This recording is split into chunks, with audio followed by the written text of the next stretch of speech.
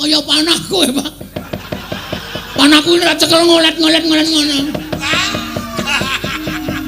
Siap reo. Mbok cangkeme sing apik kok. Iki apik kok cangkemmu. Ha iya. Anggere iso ngene ngerti apa-apa. Pak. Iki engko nganggo mangan ora, Pak? Wis cangkeme ora. Bapak ngerti sadurunge winara to, Gong, cangkemmu mbok sing apik ora? Aku ki tanya. Takon, ngono takon ora entuk. Nganggo karo ora iku duwe tampa kanthi ikhlas. Mengkono nggih. Lho, kok sampean sing mengkono? Kula omong kali anak kula. Lah kowe mripatmu nyawang aku. Iki senengane ngono kuwi lho. Gemes aku karo Semar, pengen tak culek matane. Wong tuwa senengane ora. Ngene amangi lho. Iki panah to? Banter banget to. Oh to. Wus, ngono iki Semar ki ngene iki lho. Terus sangane tak ndang. Iki panahe ya melu terus dicekel diantenan. Panahe sapa ya, Mak? Panahe. Lho, kaya panah kowe, Pak. Panahku ora cekel ngolet-ngolet ngono. Siap reo. Mbok cangkeme sing apik kok. Iki apik kok cangkemmu. Ha iya. Tenan asli aku ya ndep anak ning ora semono kuwi. Waduh. Kapok ora kowe. Kandan-kandanane kok senengane. Bagong. Legek-legek sadule to. Me. Kapok ora tobat nekat kabeh. Gong, bojomu rene lho. Mama.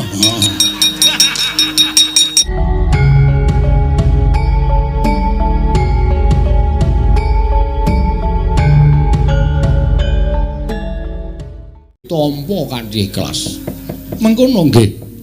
Lho, kok sampean sing mengkono? Kula omong kali anak kula. Lah kowe mripatmu nyawang aku. Iki senengane ngono kuwi lho. Lah sateruse piye? Niki sing kula ajeng maju sampean pun nyambut gawe. Ngasuh, mangasuh. Kula sing ngrampungi darah.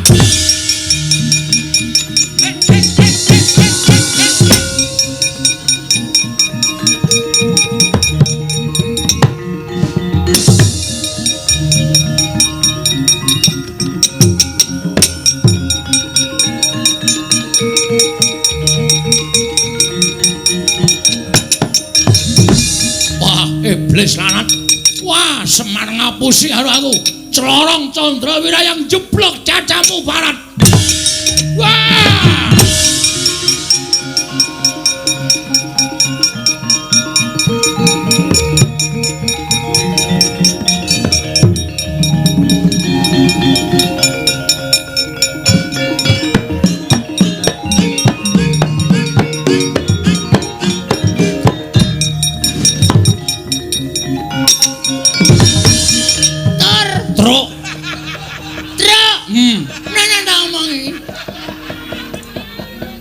Ngapa? Aku ora ngerti sulapan.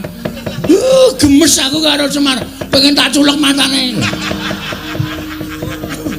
Wong tuwa senengane ora. Ngene amangi lho. Iki panah to? Banter banget to. Oh to. Wus, ngono iki Semar ki ngene iki lho. Terus sangane tak ndang. Iki panahe ya melu terus dicekel diantenan. Panahe sapa ya, Mak? Panahe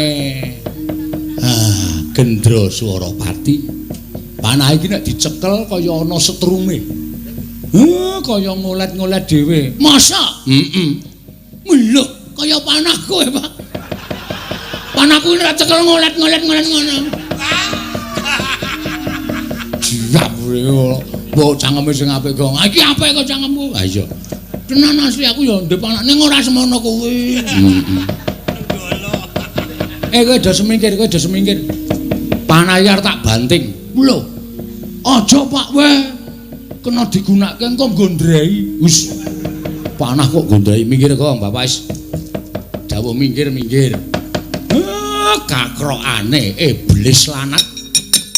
Ah, kok ngewang-ewangi karo anake karo bojone karepe piye? Tanpa kanyono-nyono kok Semar ki kaya numpak prau. Lho, ana Sumatera apa? Ora. Lah kok numpak perahu? Semar numpak prau, aku ngawat-awati saka pinggiring segara. Ora nganti kanyono-nyono, prau kena ombak gedhe, Semar kendang kapran condang aku bengok-bengok.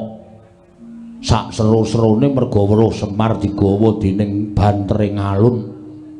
Ning Semar wis ora ketok, kaget aku nangis tangi turu ngantian. Mongko ora tau ketemu lah kok dadi bareng aku ngimpi babakan adikku lanang Semar kok nganti mbrebes mili.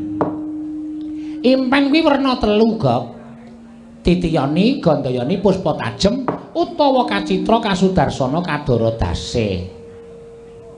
Impen Titiyani kuwi wanjine jam 09.00 tekan jam 12. Kuwi mung wong duwe pepinginan sing ora kelakon, tegese wong lindur, wong ketonto. Upamane kepengin tuku penganggon, mongko urung kelakon nganti ketonto kegawa ning ngimpi. Kuwi jam 09.00 tekan jam 12 Titiyani.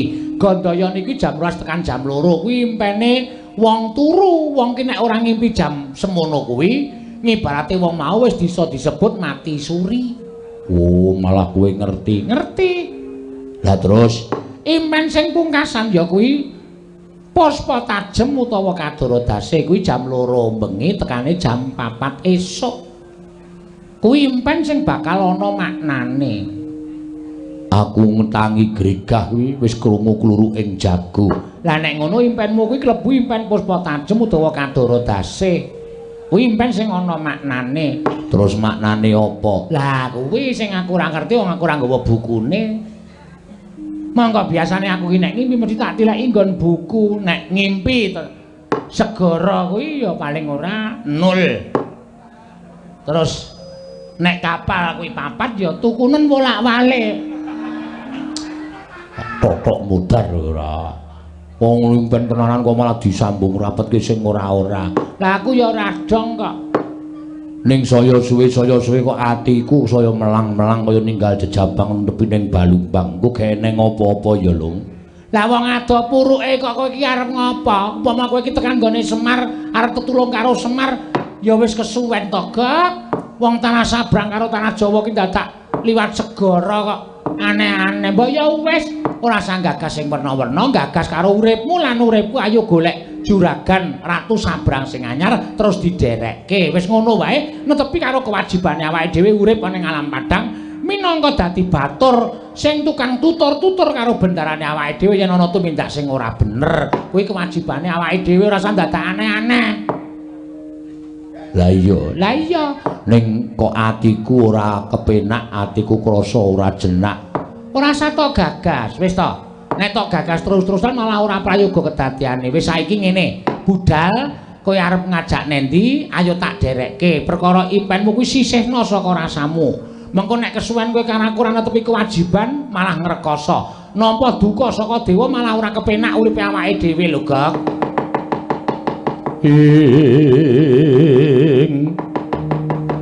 Togok yen malegak-legok trembilong kang sarawita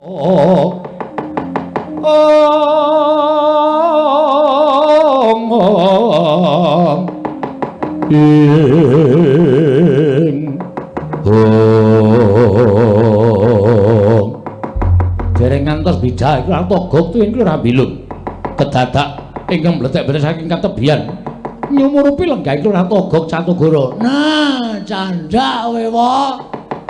Aja kaget wae aku sing teka, anakmu lanang anake Semar Bagong wae. Aku sowan ya wae togok sayangku.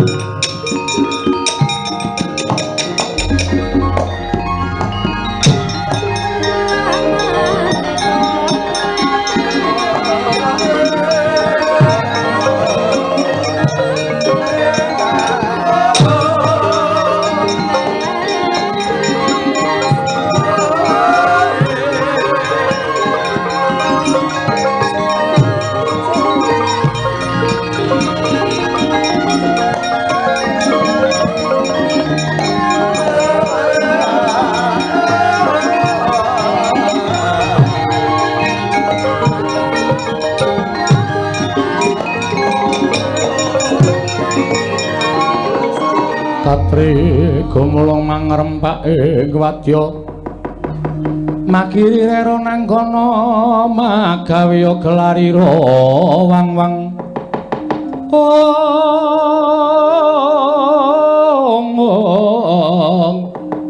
makiri rero nanggono magawe gelarira wang-wang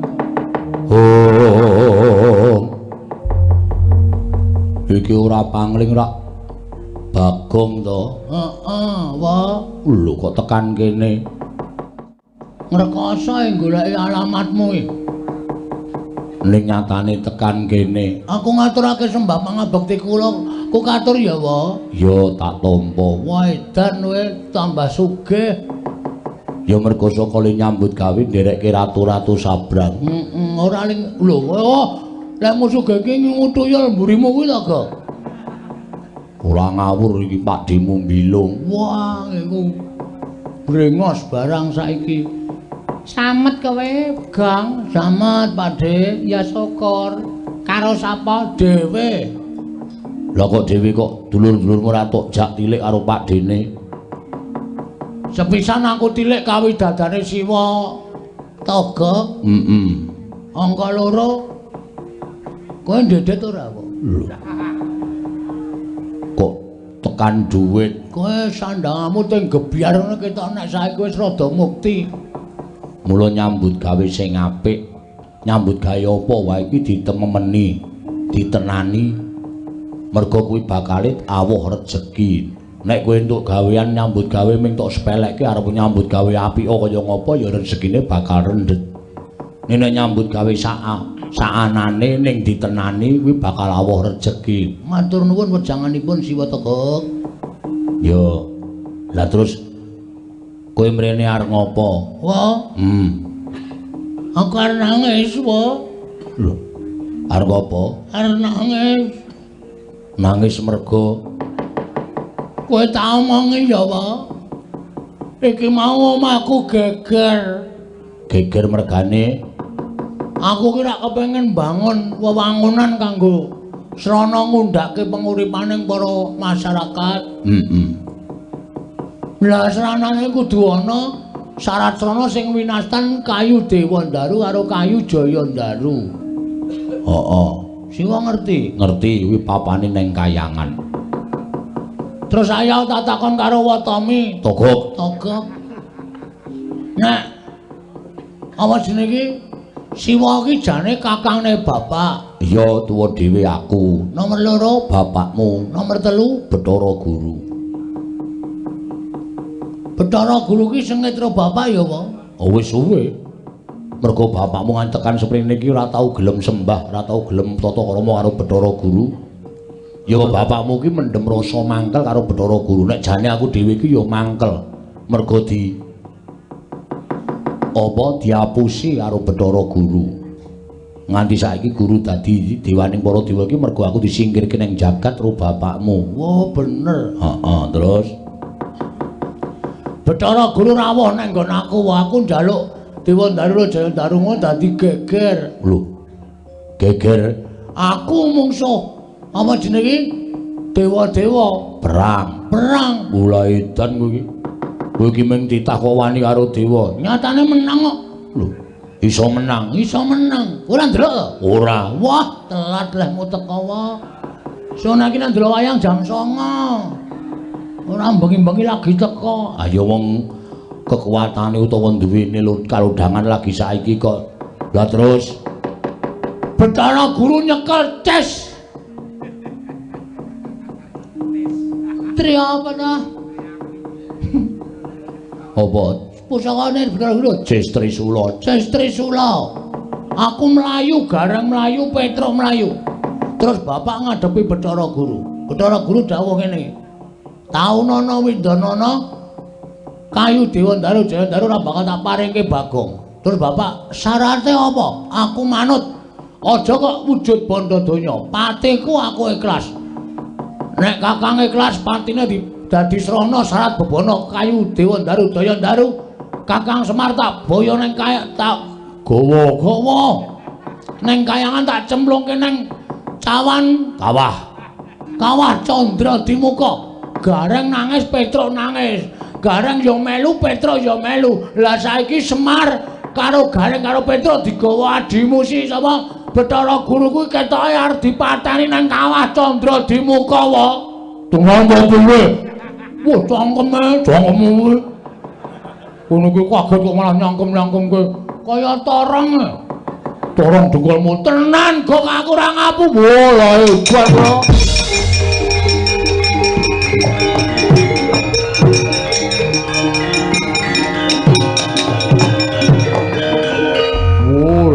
Prayo dan Manik Maya kuwi piye to ya? Karo kakane kok isih sengit kaya ngono kuwi. Lah terus piye, Gong? Lah, aku rene iki aku arep nyuwun senjata pitulung karo Siwataga. Gandeng kowe kakangne bapak. Nek kowe ora mbelani bapak, berarti kowe iki ora tresna karo bapak. Aku tresna karo bapakmu. Ah, saiki piye carane Siwataga supaya mbelani karo bapak?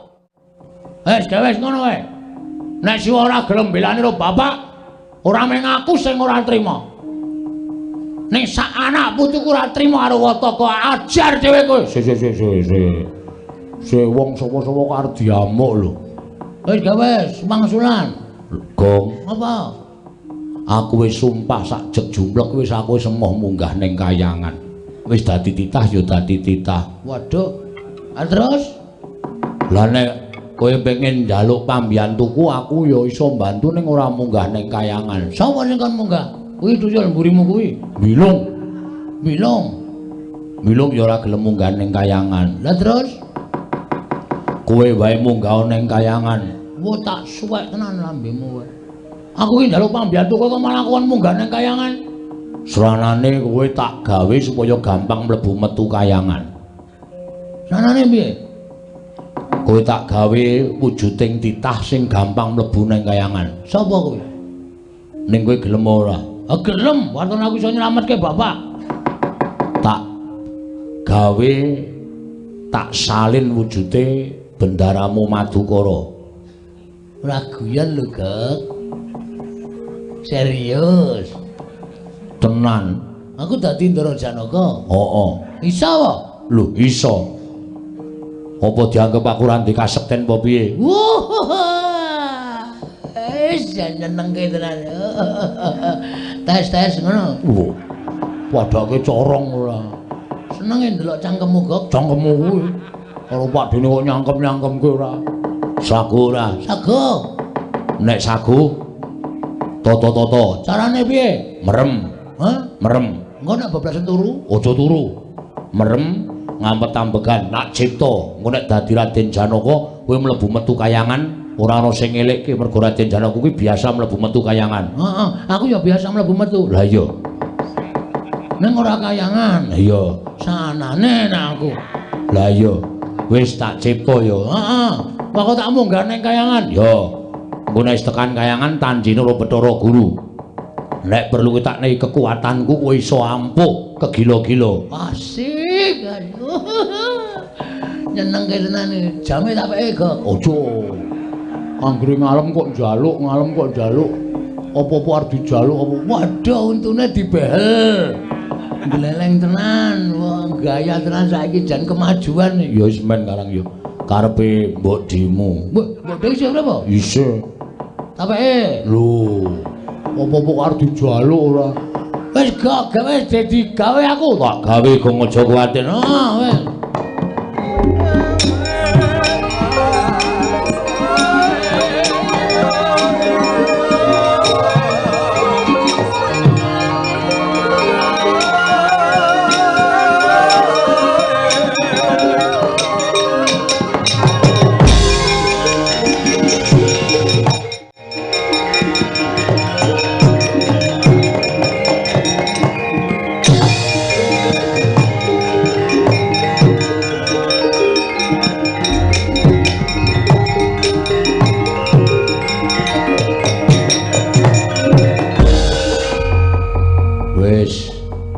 Ora gleleng nek wis ngono kuwi. Maksude kowe iki wis dadi Janaka. Mulan moro sangat jenis menyugang kamanusan. Gop malah aku dhewe malah nek weruh rupane kaya ngono. Bagus ora jamak. Tegek. Lah suarane ketara. Wah, janangan nyuarake Ndara Janaka iki. Coba nyura. Toko ngono. Tegek kekasaran. Tegek. Palusen. Tegek. Coba digedhekke sithik. Ucel-ucelen. Patunyo lho kowe. Suarane larak ngono. Tegek. Ah, semono kuwi wis pas. Ndara Janaka ana apa tegek? Tejo mantri. Nggih. Niki Panakawan sami dibeta Bathara Guru. Panjenengan kedah nyelametaken. Iwang pikulun manik maya tegek sing wani mboyong Semar garing kelawan Petruk. Nggih. Aku tak munggah ning kayangan tegek, monggo mawon. Sing isih tiket pesawat apa tegek?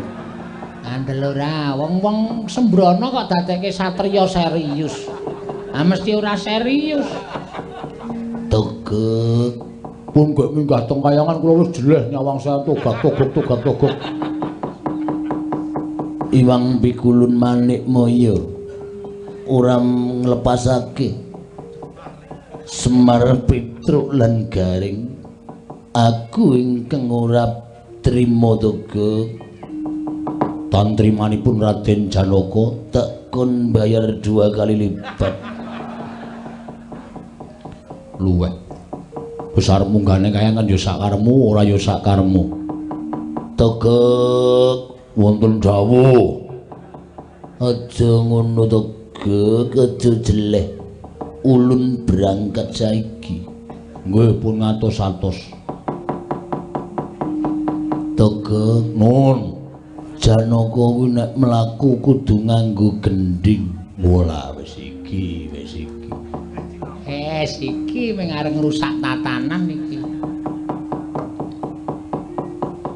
Subo Kasminto. Subo Kastawa. Nalikane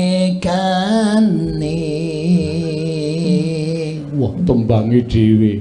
Raheng dalu wong aku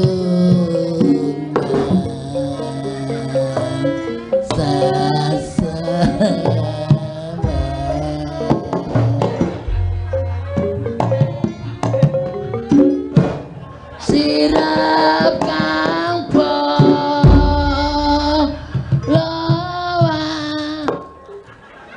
iki gerangan ya ora tanja kok, Gop. Wong Bagong kok dadekke Janaka iki rak malah kaengko ditonton kawula rak do ngisin-isin Ndara Janaka nek konangan sing asli piye? Mbok semen mutar mbok men ora. Aku ya sugah caturan ro Bagong ora mesakake galo kae malah nyaruk-nyaruk lemah bleduke ra jamak-jamak. Joget kok kaya jatilan kaya ngono. Wis benengke wae ngono. Ndak ana apa wae. Kowe kan aku engko nampa duka. Ora, wis nek ora ngono ndak Bathara Guru tuman wae ayo. Awak dhewe mangkat golek juragan. Yo.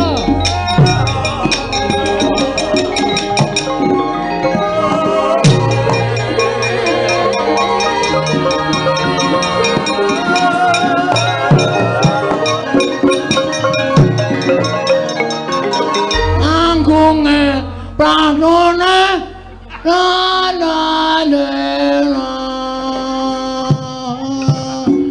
perkleper cawete mabur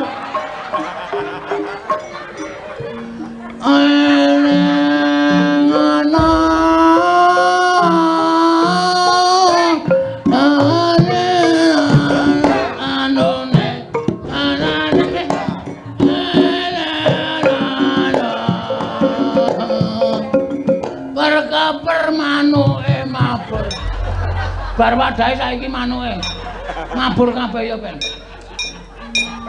nalikane roh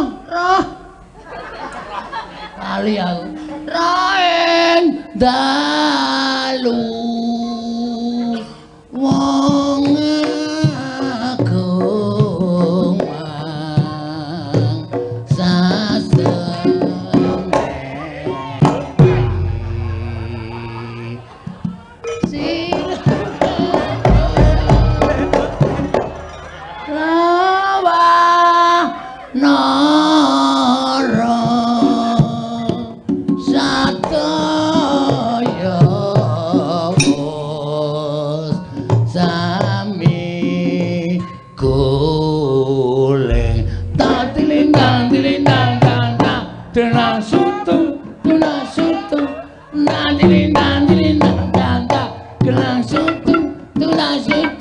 nyeneng-nyeneng ke wiyaga ki gampang kok. Men ora ngantuk. Pukulun. Lali aku. Yang perjiwatan. Boyo mirah boyo ingsun sun remet. Dadi mecodot. Pukulun kula ingkang sowan wonten ing Kaiwangan Suralaya Pukulun. Kula ingkang abdi utawa tita pujangkara pun Janaka. Pukulun boten mangsulaken Kakang Semar Petruk lan Gareng kula ngamuk wonten ing Kayangan Pukulun. Mulatmara Sang Arjuna semuanya kang kamanungsan liwat kene belok kiri lurus wae ora iso suno Pukulun aja lali meneh Pukulun kula ingkang sowan wonten ing Kayangan Suralaya Pukulun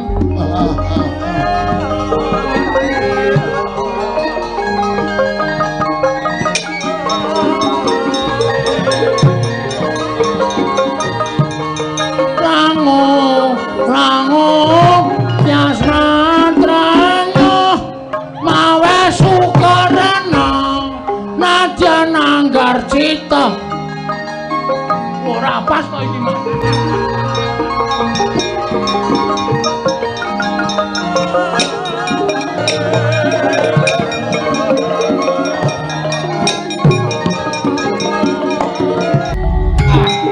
Melayu wae.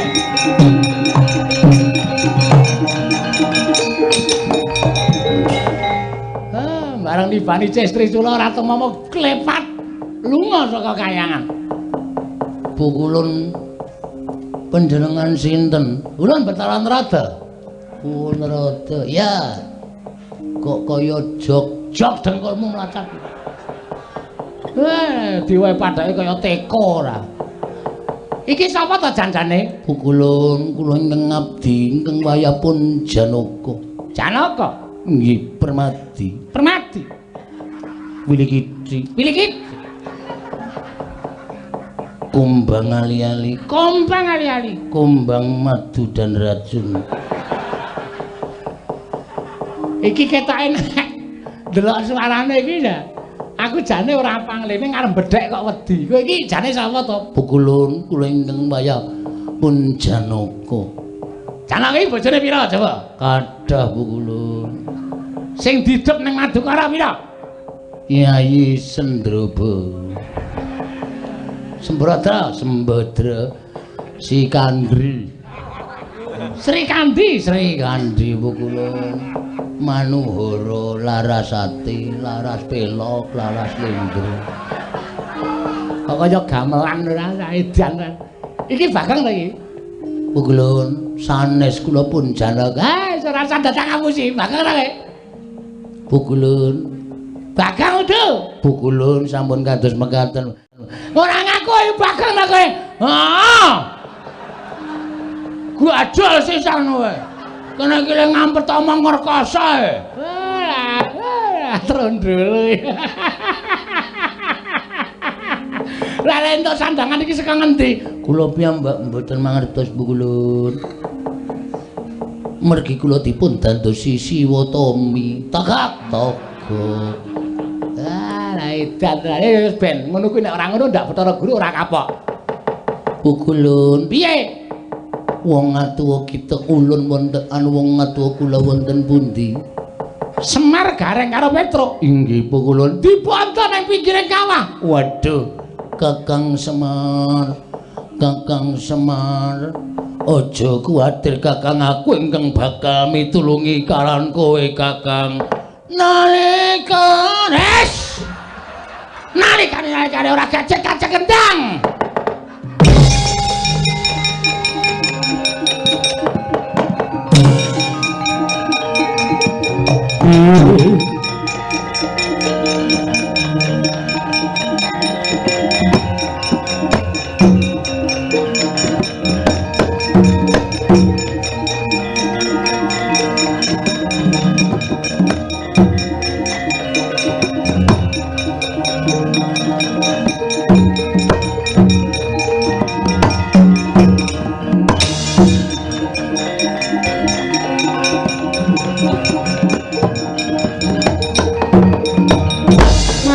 Sumubang wangaruna kadinetrane nganggo rapo sabdaning kukila ring kanigara saketer kene donganing kunglir wuwuh sing pini panca Kakang Semar aku ingkang prapta Kakang aku teka bareng karo prapta Kakang Kakang Semar kowe tak tambani tak grayang nganggo tanganku muga-muga waluya nirmala temajati jati temal nirmala waluya Kakang Badranaya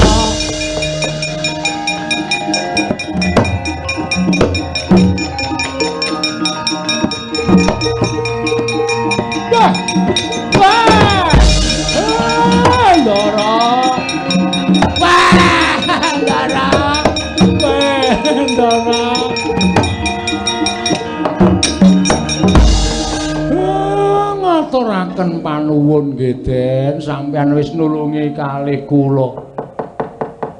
Ngaturaken panuwun Ndara wis nulungi kalih kula. Ngaturaken panuwun nggih Den wis nulungi kalih kula. Ibu sepodo-podo Sampeyan kok prisa kula teng mriki. Google Map Napa niku? Kakang Semar kowe aku ngerti wae kowe nang ngendi Kakang Semar nek kowe kena apa-apa iki aku mesti entuk kabar saka kantor pos Kakang. Ya kiai kok kaya udu ya Rek. Iki kok Ndara kok suarane kok kaya bar watuk to iki. Nala garang petereo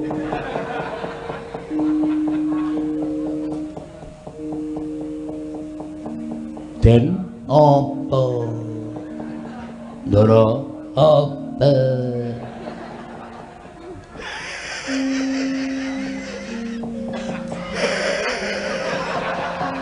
oh genah udu iki. Ndara kok guyune kok nganti nging-nging. Wah, Ndara Janaka gundule atos. Kowe kok dadi Janaka kuwi Kakang Semar cangkeme sing apik. Iki ndaramu kok kowe. Kowe tendang modar kowe. Suarane ora pangling. Kakang Semar. Isih ketara. Kakang Semar. Tetep ketok ya, Truk. Kakang Semar. Gegeden. Slendrik. Gegeden kok slendrik ora. Aneh-aneh ora. Kakang Semar ayo padha mapan ana ing ngendi ku jenenge? Ngendi, Truk? Kok Selakanda Warubinangun. Ngopo? Kakang Semar basa. Kakang Semar ki wong tuwa, kena nggo patuladan. Ora basa karo Bandara. Dosa Kakang Semar tak sanggane. ora apa-apa. Ngopo ning Silaka Ndawaru Binangun? Piknik Dharma Wisata. Saedan.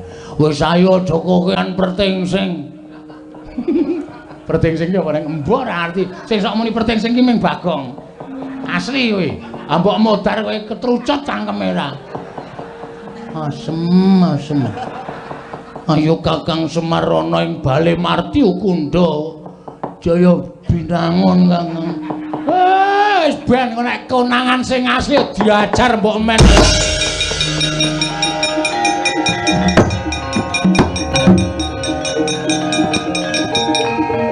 Iki ngapa ya?